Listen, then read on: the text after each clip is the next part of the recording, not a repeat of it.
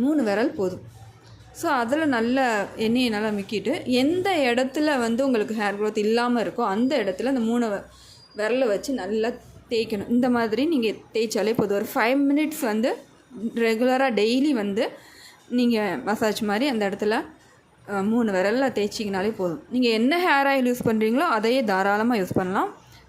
So இதுக்குன்னு தனியாக ஸ்பெஷலாக நீங்கள் எந்த ஒரு ஹேர் ஆயிலுமே யூஸ் பண்ணணும் அவசியம் இல்லை. நீங்கள் ரெகுலராக யூஸ் பண்ணுற அதே ஹேர் ஆயிலே இந்த மாதிரி எந்த இடத்துல உங்களுக்கு ஹேர் இல்லையோ அந்த இடத்துல நீங்கள் நல்லா இந்த மாதிரி 3 விரலில் நல்லா மசாஜ் பண்ணுங்கள். ஸோ இது பார்த்தீங்கன்னா உங்களுக்கு உடனே எனக்கு முடி வளர்ந்துருமா அப்படின்லாம் கிடையாது. எனக்கு கிட்டத்தட்ட ஒரு 1 இயர் ஆகிடுச்சு. அந்த இடம் ஃபுல்லாக முடி இல்லாமல் இருந்துச்சு. ரொம்ப பார்க்கவே அசிங்கமாக இருந்தது.